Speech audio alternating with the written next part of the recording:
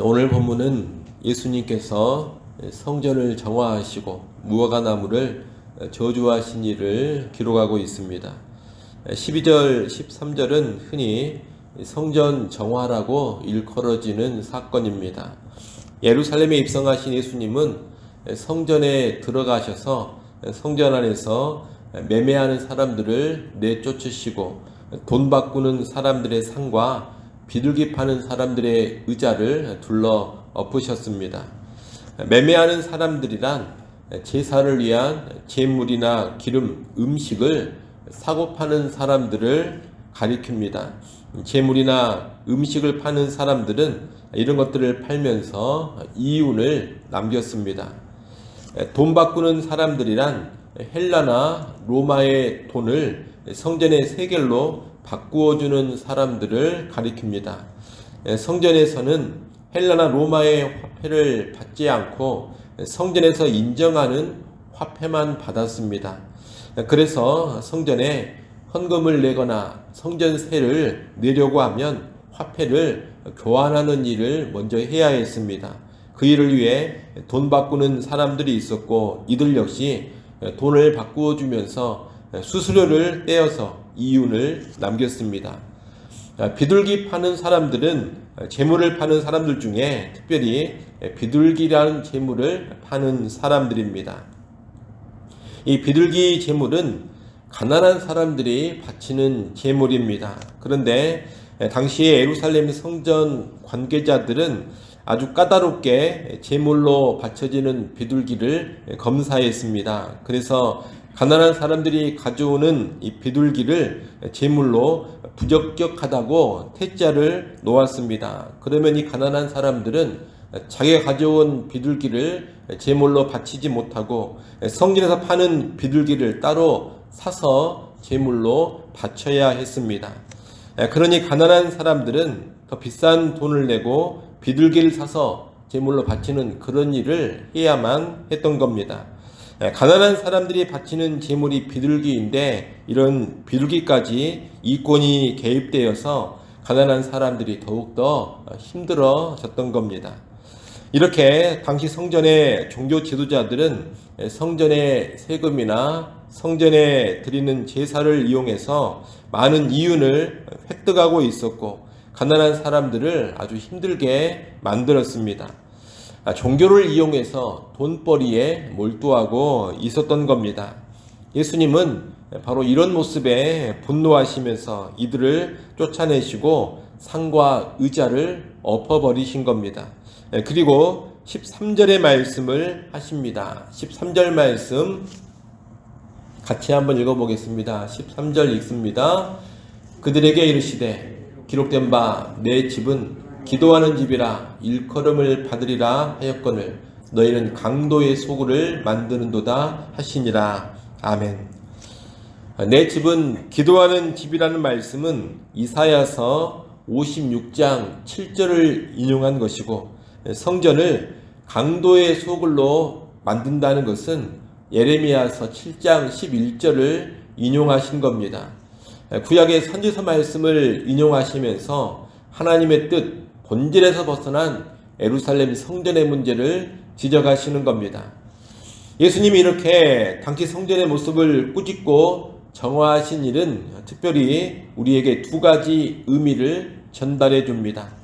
하나는 성전이 상업화되고 이권의 장소가 되어서는 안 된다는 겁니다. 성전은 예배하고 기도하는 곳이요 하나님을 만나고 교제하는 장소입니다. 이러한 본질을 잘 지켜야지 본질을 망각해버리고 종교적인 포장을 한 채 돈이나 추구하는 곳이 되면 안 되는 겁니다. 그렇게 되면 하나님을 섬기는 성전이 아니라 돈을 섬기는 만몬의 신전이 되어버리는 겁니다. 오늘날은 교회가 성전인데 교회도 이러한 본질을 잘 기억해야 합니다. 하나님의 임재가 있고 하나님과 교제하며 하나님을 섬기는 곳이 교회입니다. 이런 본질이 사라져버리고 교회가 이권단체가 되어버리고 교회 지도자들이 교회를 이용해서 재물이나 축적하려고 하면 안 됩니다. 교회는 만민이 예배하고 기도하면서 하나님을 만나고 교제하는 그런 공동체가 되어야만 합니다.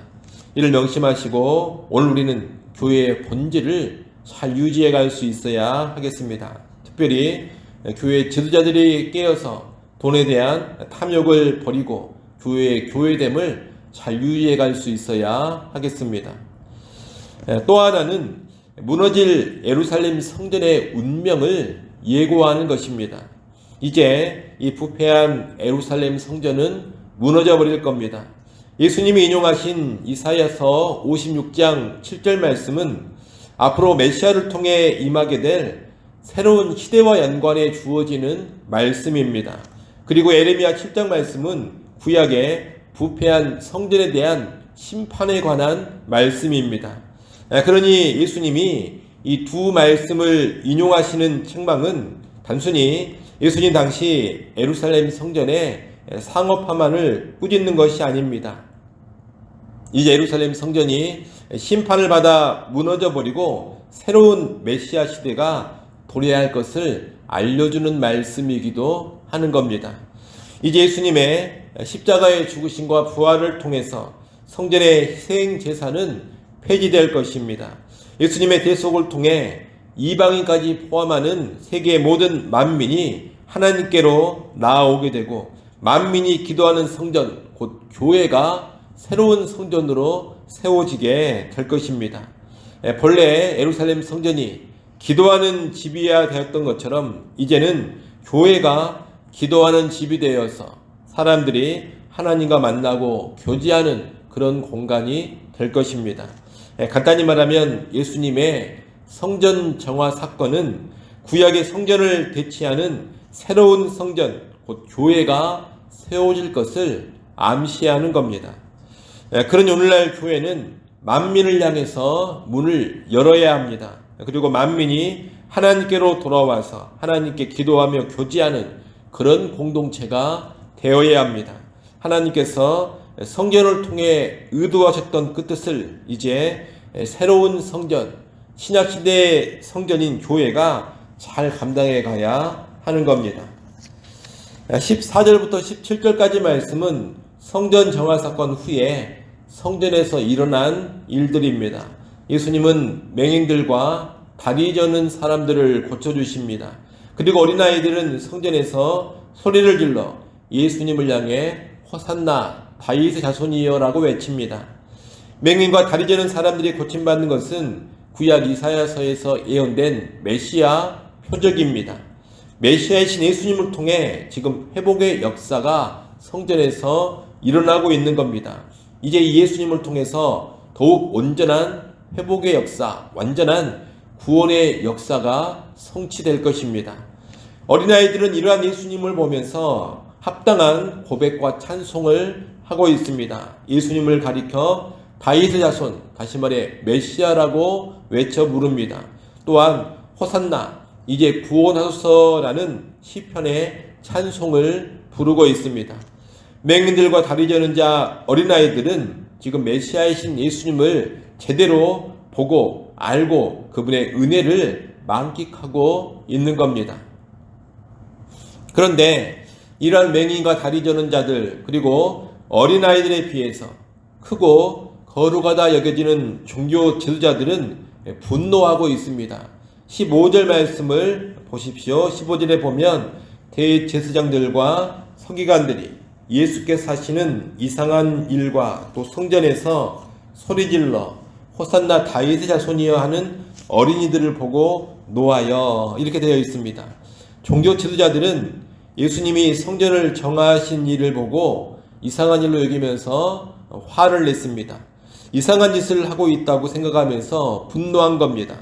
그리고 어린아이들이 예수님을 찬송하는 것을 보고서도 분노했습니다. 이들은 지금 자기들의 심기를 거스르는 메시아이신 예수님을 거부하고 있는 겁니다. 그리고 메시아를 통해 오는 회복과 구원의 역사에도 전혀 동참하지 않고 있는 겁니다. 예수님은 분노하는 종교 지도자들을 향해 어린아기와 젖먹이들의 입에서 나오는 찬미를 온전하게 하셨나이다 라는 말씀을 읽어본 적이 없느냐라고 하시며 꾸짖습니다. 시편 8편 2절 말씀을 인용하신 것인데, 예수님의 말씀은 지금 이 성전에서 어린아이들이 외치는 찬미 소리가 하나님께 합당하다는 것입니다. 내가 정말로 메시아가 맞고 아이들의 찬양은 합당하니 이 아이들을 보면서 분노하거나 꾸짖을 일이 아니라는 겁니다.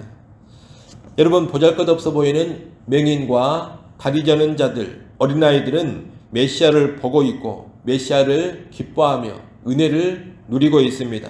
그런데 종교적으로 크고 거룩하다는 이 종교 지도자들은 전혀 그러지를 못합니다. 오히려 예수님을 향해 분노하고 반발하고 있습니다. 이 종교 지도자들은 겉으로는 거룩해 보이지만 실상 속으로는 가장 육적인 사람들입니다. 겉으로는 하나님을 위하는 것지만 실상 속으로는 하나님을 가장 거역하고 대적하고 있는 자들입니다. 맹인, 다리 저는 자, 어린아이가 들어가는 하나님 나라에 결코 들어가지 못할 자들인 겁니다. 여러분, 오늘날도 이권에 눈이 멀고 교회를 그저 돈벌이나 세상의 권력이나 명예의 방편으로만 여기고 있는 그런 지도자들은 다 이와 같음을 알아야 합니다. 그런 지도자들은 겉으로는 커 보이고 겉으로는 거룩해 보이지만 실상 하나님 앞에서는 아무것도 아닌 자들입니다. 예수를 섬기는 자가 아닌 실상 예수를 대적하는 자들이요, 하나님 나라와 가장 거리가 먼 자들이요, 구원과 전혀 상관없는 자들입니다. 교회는 그런 거짓 지도자들에게 휘둘리지 않아야 합니다. 오늘 우리는 예수님처럼 그런 거짓 지도자들을 잘 분별해서 그들의 위선에 속지 않고 그들에게 미혹당하지 않아야 하겠습니다. 성전에서의 일련의 사건 후에 예수님은 예루살렘 성 밖 베단이라는 마을로 가서 유하십니다. 그리고 다음날 이른 아침에 예루살렘 성으로 다시 들어오십니다. 그때 시장하신 예수님은 한 무화과 나무를 보시고 다가가셨는데 이 무화과 나무는 잎사귀만 무성할 뿐 드실 만한 열매를 찾을 수가 없었습니다. 이 예수님은 이제부터 영원토록 네가 열매를 맺지 못하리라 하십니다. 그러자 무화과 나무가 곧 말라버립니다. 예수님께서 이 열매 없는 무화과 나무를 저주하사 심판하신 것은 가르침을 주고자 하시는 상징적인 행동입니다. 잎사귀만 무성하고 열매가 없는 무화과 나무는 그 당시에 예루살렘 성전과 같습니다. 당시 성전에서는 온갖 희생제사가 왕성하게 드려지고 있었고 각종 종교적인 절기와 의식이 성대하게 거행되고 있었습니다. 그러나 실상 하나님 앞에서 제대로 된 순종의 모습은 없었습니다. 이제 이러한 성전에 하나님의 심판이 떨어지게 됩니다. 잎만 무성하고 열매 없는 무화과 나무가 말라 죽어버린 것처럼 형식만 무성하고 순종의 열매는 전혀 없는 예루살렘 성전도 이제 종말을 맞이하게 되는 겁니다. 그리고 앞에서 말씀드린 것처럼 이제 예수님이 새로운 성전을 세우실 겁니다. 건물 성전을 끝내시고 예수님을 믿는 사람들로 이루어진 사람 성전을 새롭게 지으실 겁니다. 제자들은 무화과 나무가 말라버린 것을 보고 놀라면서 어떻게 이런 일이 가능한지를 묻습니다. 이 예수님은 기도에 관하여서 말씀하십니다. 21절, 22절 말씀 우리 같이 한번 읽어보겠습니다. 21절, 22절 함께 읽습니다. 예수께서 대답하여 이르시되 내가 진실로 너희에게 이르노니 만일 너희가 믿음이 있고 의심하지 아니하면 이 무화과 나무에게 된 이런 일만 할 뿐 아니라 이 산더러 들려 바다에 던져지라 하여도 될 것이요 너희가 기도할 때 무엇이든지 믿고 구하는 것은 다 받으리라 하시니라. 아멘. 예수님은 믿고 의심하지 않으면 큰 능력을 나타낼 것이라고 하십니다. 믿음으로 구하면 기도하는 것을 다 받으리라고 하십니다. 예수님의 이 말씀은 단순히 기도만을 가르치고 강조하는 것이 아닙니다. 앞에서 성전은 기도하는 집이 되어야 한다 그렇게 말씀하셨는데 그와 연결되는 겁니다. 이제 건물 성전, 예루살렘 성전은 무너지고 사라져 버립니다. 예수님을 통해서 새로운 성전인 교회가 세워집니다. 이 교회는 이제 어떤 모습으로 나아가야 하느냐? 하나님을 믿고 신뢰하는 기도의 공동체로 나아가야 하는 겁니다. 기도를 통해 하나님과 만나고 교제하며 또 기도로 하나님의 뜻을 이루고 기도 가운데 풍성한 열매를 맺는 삶으로 교회 공동체, 새로운 성전은 나아가야 하는 겁니다. 우리가 예수님이 하신 21절, 22절 말씀을 오해해서 내가 무엇이든지 기도하기만 하면 내 뜻대로 다 이룰 수 있다, 이런 식의 욕망주의로 나가면 결코 안 됩니다. 그런 생각은 성경의 다른 부분에서도 지적받지 못합니다. 오늘 본문의 전체적인 문맥을 보더라도 결코 그런 의미로 주신 말씀이 아닙니다. 21절, 22절 말씀은 이제 새로운 성전이 될 예수님을 믿고 따르는 사람들, 새로운 성전인 교회가 하나님을 신뢰하고 기도하는 가운데 하나님의 뜻을 권세 있게 이루는 그런 공동체가 되어야 한다는 의미입니다. 하나님은 새로운 성전으로 세워진 기도하는 집인 이 교회의 기도에 놀랍게 응답하실 겁니다. 교회는 산이 바다에 던져지는 것처럼 불가능해 보이는 일이라 하더라도 그것이 하나님의 뜻이요 하나님의 일이라면 믿음을 가지고 기도할 줄 알아야 합니다. 그런 믿음의 기도 가운데 하나님이 응답하시고 기적 같은 역사를 이루어 가시는 겁니다. 여러분, 신약의 성전인 교회는 응답하시는 권능의 하나님을 신뢰하고 믿음을 가지고 기도하는 공동체입니다. 기도로 생명력을 유지하고 기도 가운데 열매를 맺고 기도 가운데 하나님의 뜻을 기적적으로 이루어가는 그러한 공동체입니다. 이를 기억하시고 교회의 공동체, 새로운 성전으로서 언제나 기도하는 삶에 깨어있는 우리가 될 수 있기를 간절히 소원합니다. 기도하겠습니다. 하나님 아버지, 오늘날 교회가 예루살렘 성전을 대체하는 새로운 성전임을 알게 하여 주옵소서. 새 성전인 교회로서 이제 순전하게 하나님께 예배하고 기도하며 하나님을 만나고 섬기는 공동체가 되게 하여 주옵소서. 이 본질을 결코 잃지 않게 하여 주옵소서. 탐욕과 이권이 가득한 그런 타락하고 부패한 모습으로 결코 나아가지 않게 하여 주옵소서. 또한 기도하는 공동체가 될 수 있기를 간절히 바라고납니다. 새 성전인 교회가 만민의 기도하는 집이요 믿음으로 기도하는 가운데 능력 있고 권세 있게 하나님 뜻을 이루어가는 공동체임을 알게 하셔서 언제나 믿음의 기도를 올려드리는 살아있는 교회 되게 하여 주옵소서.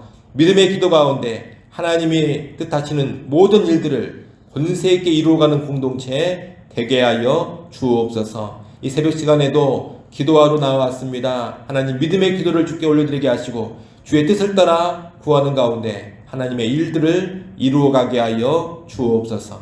예수님의 이름으로 기도드리옵나이다. 아멘.